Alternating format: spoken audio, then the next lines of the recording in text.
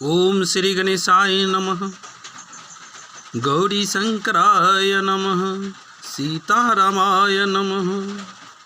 आज मैं दो राज की बातें बताता हूँ। रामायण में दो घटनाओं का जो जिक्र है उसको मैं स्पष्ट करना चाहता हूँ।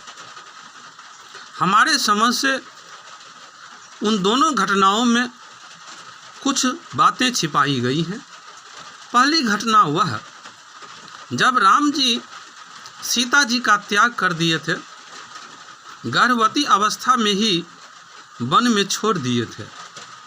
एक धोबी ने जब आरोप लगाया था, उसके द्वारा लगाए गए आरोप के कारण, कलंक के कारण राम जी सीता जी का त्याग कर दिए थे।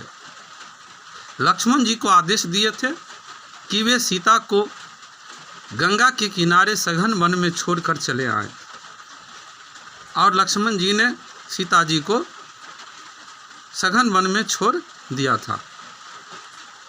इस बात पर बहुत चर्चा होती है कि राम जी को ऐसा नहीं करना चाहिए।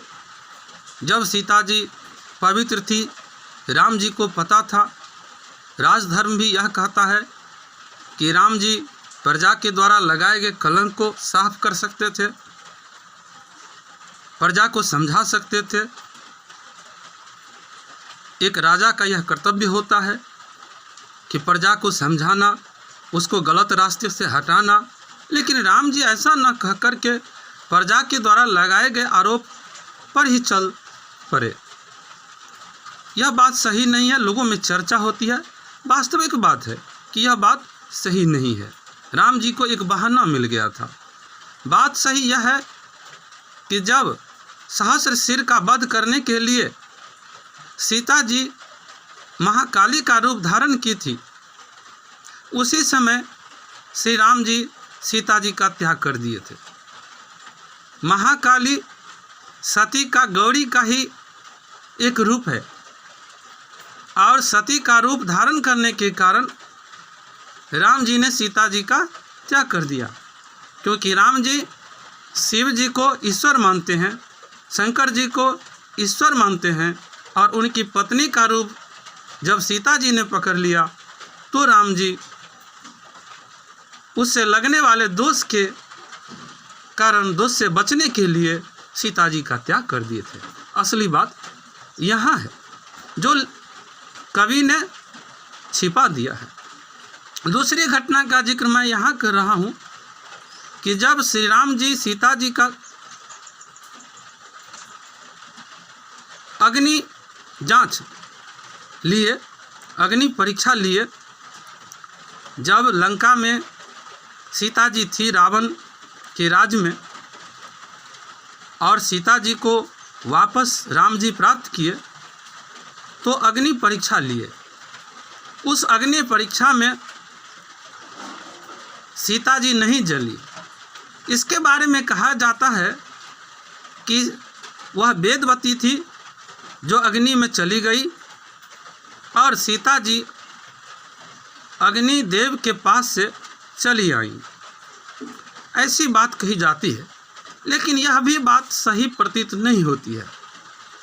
मैं इसको इस तरह से समझाता हूँ कि सती अनुसुईया के द्वारा दी गई जो साड़ी थी, वह साड़ी इतनी दिव्य थी कि उस साड़ी में अग्नि, धूल, हवा इत्यादि भी छू नहीं सकता था। यानी कि उस साड़ी के कारण सीता को अग्नि कुछ नहीं कर सकती थी। जब वह उस साड़ी को पहनकर सीता जी लंका में थी, तो रावण भी उसको स्पर्श नहीं कर सकता था। यह बात सत्य है या असत्य है, इसकी जांच के लिए रामचंद्र जी सीता जी से अग्नि परीक्षा लिए। जब वह साड़ी पहनकर सीता जी अग्नि प्रवेश की, तो अग्नि उसको छू नहीं सकी। सीता जी वैसे की वैसी रह गई। इससे स्पष्ट हुआ कि रावण सीता जी को स्पर्श नहीं किया होगा। सीता जी पवित्र है। ये दो मूल बातें थी जिसके बारे में तरह तरह की चर्चाएं होती रहती हैं। स्पष्ट बात यह है जो पूर्ण रूप से लौकिक बात है। जय श्री राम।